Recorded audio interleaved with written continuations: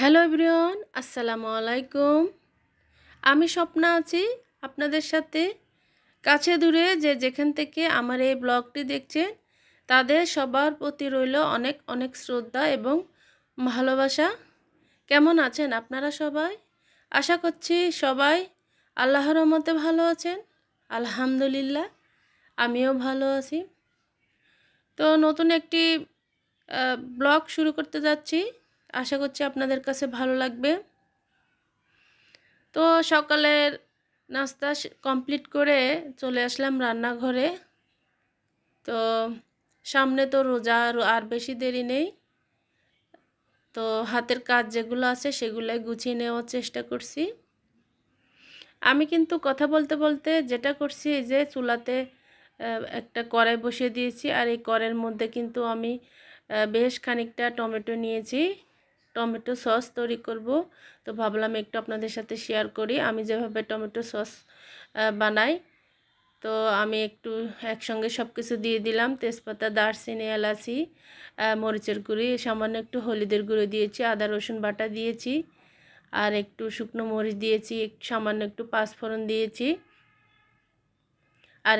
আর একটু গরম মশলাও আমি দিয়ে দিয়েছি সুন্দর একটা ফ্লেভার আসার জন্য। আর পেঁয়াজ বাটাও দিয়েছি, কারণ টমেটো সসের মধ্যে পেঁয়াজ বাটাটা দিলে কিন্তু অনেক মজা লাগে খেতে। চাইলে আপনারা এভাবে তৈরি করে নিতে পারেন। আমার সসগুলো কিন্তু অনেক মজা হয়েছিল।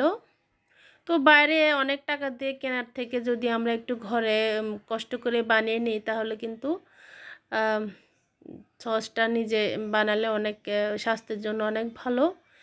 আর পুরা রোজার মাসে কিন্তু নিজের তৈরি করা জিনিস দিয়ে ইফতার করা যাবে। আর ছেলে মেয়েরাও কিন্তু ওরা কিন্তু লুডুস যে কোনো খাবারে কিন্তু সসটা ওরা খুঁজে, সেই জন্য আমি বানিয়ে নিলাম। আর নিজে হাতে বানালে কিন্তু খুব তাড়াতাড়ি শেষ হয়ে যায়। আমার ছেলে মেয়েরা কিন্তু সস অনেক পছন্দ করে, বিশেষ করে আমার মেহেরাজ, আমার ছেলে কিন্তু সস অনেক পছন্দ করে। মেয়েও করে, কিন্তু ছেলে একটু বেশি করে, সেই জন্য বানিয়ে নিলাম। আর এখন একটু কম বানিয়েছি, সামনে আমি সময় সুযোগ করে আরও তৈরি করব।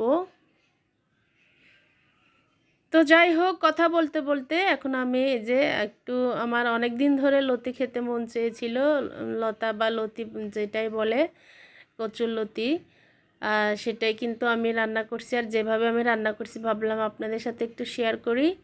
তো আমি কিন্তু একসঙ্গে প্রথমে সরিষার তেল দিয়েছিলাম, তারপরে ভেবেছিলাম একটু ভাজি করে তারপরে রান্না করব, কিন্তু সময় নেই, সেই জন্য আমি একসঙ্গে দিয়ে দিলাম। তো তেলের মধ্যে আমি লতি, তারপর একটু মূলা, আলু, আর একটু এগুলাই দিয়েছি, সরি, ফ্লেভারের জন্য একটু মূলা দিয়েছি আর কি, যাতে সুন্দর একটা ঘ্রাণ আসে। আর এই যে সামান্য একটু মশলা বাটা, একসঙ্গে আমি যে মশলাটা বেটে রাখি সেটাই দিয়েছি। তো আর একটু তেল দিয়ে দিলাম, প্রথমে আমি তেল একটু কম দিয়েছিলাম। আর মরিচের গুঁড়ো দিয়েছি, মরিচ বাটাটা দিয়েছি, কাটা দিয়ে নিয়ে পেঁয়াজ দিয়ে দিলাম। সব কিছু একসঙ্গে দিয়ে সুন্দর করে আমি এগুলা কষিয়ে নিব। আর এটা আমি রান্না করব ইচা শুটকি দিয়ে। ইচা শুটকি দিয়ে এভাবে রান্না করলে কিন্তু অনেক মজা হয়। তো চাইলে আপনারা এভাবে রান্না করতে পারেন। ইচা মাছ দিয়ে রান্না করলেও মজা হয়, আসলে যে যেভাবে খায়। তো বাজারে গিয়ে আমি কিন্তু লতিটা দেখেছিলাম, সেই দিন সময়ের কারণে আমি নেওয়া হয়নি। তো আমার হাজব্যান্ডকে আমি বলেছিলাম যে আমার একটু লতি খেতে মন চাইছে, তো ওকে বলার সাথে সাথে ও কিন্তু এনে দিয়েছে। আসলে লতি খেতে কিন্তু মজা লাগে, কিন্তু কুটতে অনেক সময় লেগে যায়, কুটতে কুটতে কিন্তু আমার অনেক সময় লেগে গিয়েছিল। তো আর তারপরও যাই হোক, আমি কিন্তু রান্নাটা কথা বলতে বলতে কমপ্লিট করে নিচ্ছি। তো এই যে এখন আমি যে ইচা শুটকিগুলো ছিল সেগুলো কিন্তু আমি সুন্দর করে ভালোভাবে ধুয়ে আমি ভিজিয়ে রেখেছিলাম। ইচা শুটকির মধ্যে যে বালুটা থাকে, পানির মধ্যে ভিজিয়ে রাখলে বালুটা কিন্তু তলাতে থেকে যায়, এতে করে কিন্তু অনেক ভালো হয়। তো এখন এটাই আমি দিয়ে দিচ্ছি, দিয়ে ভালোভাবে একটু, যেহেতু লতি তরকারি নরম হয়, একটু কষানো হয়ে গেলে তারপরে আর একটু ঝোল দিয়ে তো আমি নামিয়ে ফেলবো। তো আপনারা সবাই রোজার প্রস্তুতি কেমন নিচ্ছেন? তো আমি কিন্তু আলহামদুলিল্লাহ এবার আস্তে আস্তে কিন্তু আমি রোজার যে ফ্রোজেন খাবারগুলো সেগুলো করে নেওয়ার চেষ্টা করছি, কারণ রোজা থেকে কিছু কিছু কাজ আছে যে একেবারেই করতে মন চায় না। তো এবার কিন্তু আমি অনেক হাতের কাজকর্ম সেরে নিয়েছি। কিন্তু একটু কষ্ট হয়েছে, কিন্তু কষ্ট হলেও কিন্তু রোজার মধ্যে একটু সময় পাবো, সেই সময়ে কিন্তু আমি সুন্দর করে আল্লাহর ইবাদত বন্দেগী করে নিতে পারবো। কারণ দুদিনের দুনিয়া, কারণ আজ আসি কালকে নাও থাকতে পারি। সেই জন্য কিন্তু এখন কিন্তু দিনটা খুবই তাড়াতাড়ি চলে যাচ্ছে। কিভাবে যে রাত দিন চলে যায় মানে এটা কল্পনাও করা যায় না। ভাবতে কিন্তু অনেক খারাপ লাগে যে আমাদের জীবন থেকে একটা দিন চলে যাচ্ছে, মানে আমাদের হায়াত কিন্তু কমে যাচ্ছে। তো যাই হোক, রান্নাবান্না কিন্তু আমি কমপ্লিট করে তো চলে আসলাম আমার এই যে ড্রয়িং রুমে আমি যেটা করব, এই যে অনেক দিন ধরে কিন্তু আমি ক্লিন করতে পারছি না, তো ভাবলাম যে আজকে একটু আমি এগুলো একটু ক্লিন করে নিই। আর আমি যে হাতে বানিয়েছিলাম ডিও করেছি যে জিনিসগুলা, সেগুলা দিয়ে সুন্দর করে আমি গুছিয়ে নিচ্ছি। আসলে এই যে এগুলা বাড়তি জিনিস বলে, এইটা দেখছেন, এটা কিন্তু যে টক দইয়ের একটা কি বলে যে টক দই চিলের মধ্যে এটাকে আমি সুন্দর করে গুছিয়ে মানে ডিআই করে নিয়েছি।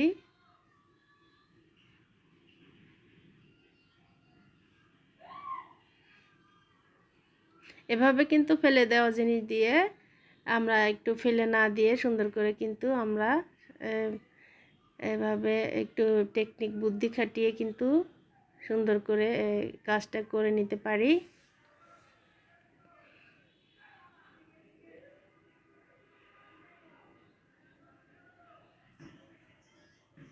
এখন কিন্তু আমার কাছে অনেক ভালো লাগছে।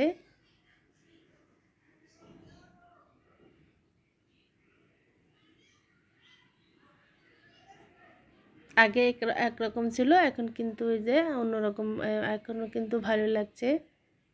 যেহেতু আমি এগুলো নিজেই তৈরি করেছি, তো নিজের হাতে বানানো জিনিস দিয়ে ঘর সাজাতে আমার অনেক ভালো লাগে। এই যে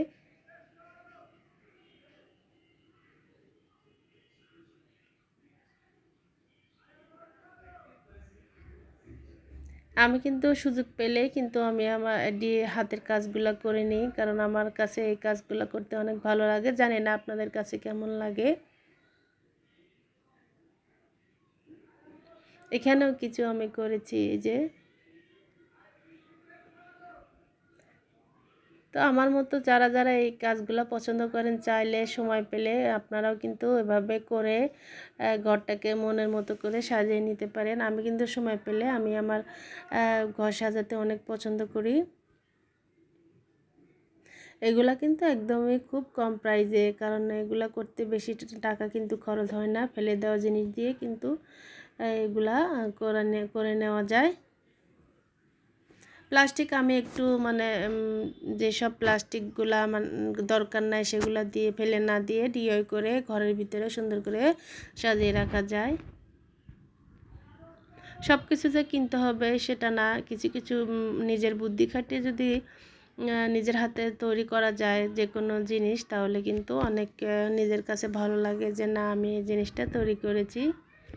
এটাই আর আসলে আর কিছু না। আমি কিন্তু এই যে এখন আমার মেয়ের রুমে চলে এসেছি। আসলে অনেক আলো রোদ আসে ও জানালা দিয়ে, সেই জন্য কিন্তু এই যে ক্যামেরার মধ্যে একটু ঘোলা দেখতে লাগছে। আপনারা কিন্তু প্লিজ মনে কিছু নেবেন না। এইখানে এই যে আমি আর একটা ঝুড়ি বানিয়েছিলাম, সেটাই আমি আপনাদের সাথে শেয়ার করছি। এই ঝুড়িটা কিন্তু আমার একেবারে যে ফেলে দেওয়া জিনিসই বলতে পারেন। এটার মধ্যে যে কোনো জিনিসই রাখা যাবে, চাইলে মানে সবজি রাখা যাবে বা গাছ কিংবা আর্টিফিশিয়াল গাছ দিয়েও কিন্তু এটাকে সুন্দর করে সাজিয়ে নেওয়া যাবে। তো আমি যেটা করেছি সেজন্য যেটা করেছি সেটাই আমি আপনাদের সাথে একটু শেয়ার করলাম। আসলে যদি এগুলা দেখাই তাহলে তো অনেক সময় লাগবে, সেজন্য ভাবলাম যে যেহেতু তৈরি করেছি সেগুলাই দেখাই। এগুলো কিন্তু একটু দেখলেই পারা যায়। যে আমি কিন্তু এগুলো তৈরি করে আবার সুন্দর করে যে জায়গায় জিনিস জায়গায় রেখে দিয়েছি। আমার কাছে কিন্তু ভালো লাগছে, জানি না আপনাদের কাছে কেমন লাগছে। তো বরাবরের মতো আপনাদের কাছে আমার একটা রিকোয়েস্ট, আমার ভিডিওর কোনো অংশ যদি আপনাদের কাছে ভালো লাগে তাহলে প্লিজ আমার চ্যানেলটি সাবস্ক্রাইব করে আমার পাশেই থেকে যাবেন। আর যদি বেশি ভালো লাগে তাহলে চাইলে আমার আপনাদের ফ্রেন্ড সার্কেলের সাথে আমার চ্যানেলটি শেয়ার করে দিতে পারেন, তাহলে কিন্তু আমি একটু সামনের দিকে এগিয়ে যেতে পারবো। আর আপনাদের মূল্যবান মতামত আমার কমেন্ট বক্সে জানালে তাহলে কিন্তু আমার কাছে অনেক ভালো লাগবে। তো এখন বিকেলবেলা আমি একটু ওই যে নাস্তা বানিয়েছিলাম, তো সেটা আমি চিনির ভিতরে গড়িয়ে নিচ্ছি। এটা খাজার মধ্যে আমি শিরা দিইনি, এভাবে গড়িয়ে নিচ্ছি। তো আমরা এখন নাস্তা খেয়ে নেব, বিকেলের নাস্তা। তো আপনারা ভালো থাকবেন, সুস্থ থাকবেন, পজিটিভ থাকবেন। দেখা হবে নেক্সট ভিডিওতে। তো আজকের মতো এ পর্যন্ত। আল্লাহ হাফেজ, আসসালামু আলাইকুম, বাই বাই, টেক কেয়ার।